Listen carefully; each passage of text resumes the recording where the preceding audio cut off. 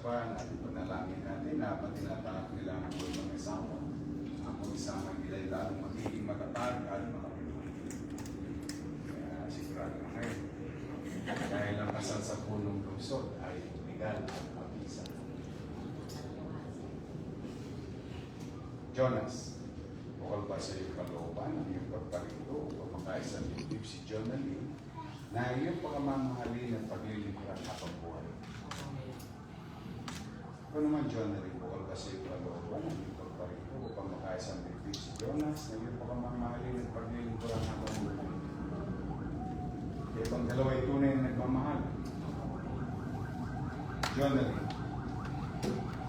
tinatanggap mo ba maging kabiyak ng puso si Jonas ay isunod sa mga batas at alituntunin ng ating pamahalaan?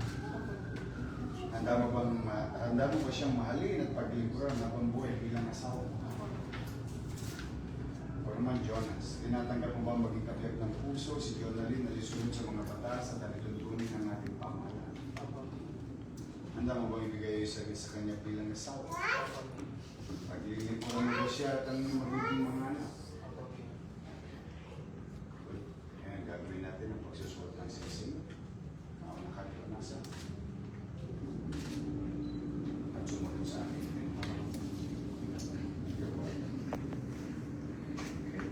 Okay.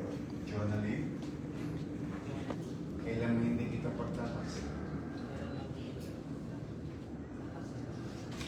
So, kung ang sisig na ito, tanda ng aking pag-ibig, simula sa araw na ito hanggang magpakailan. Ito naman. At sumunod sa akin. Jonas, kailan may hindi kita pagtataksin? So, kung ang sisig na ito, tanda ng aking pag-ibig, simula sa araw na ito hanggang magpakailan.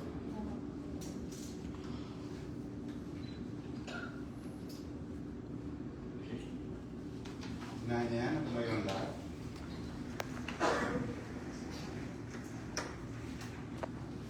Kung gano'n, sa bisa ng kapangyarihang pinagkaloob sa akin ng mga umiiral na batas bilang punong lungsod ng Maynila. Ay aking kinakasal at pinahayag na kayo, Jonas at Jonalyn ay tunay at ganap ng mag-asawa. Congratulations.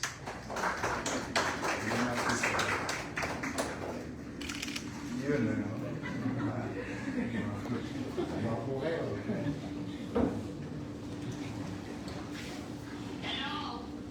Kasal na!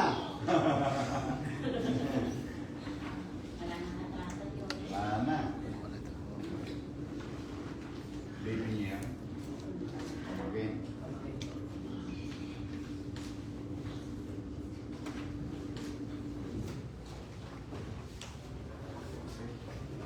Sige, halika pa.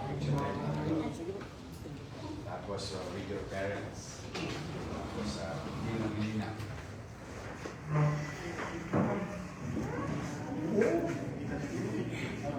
Don't worry, it's human.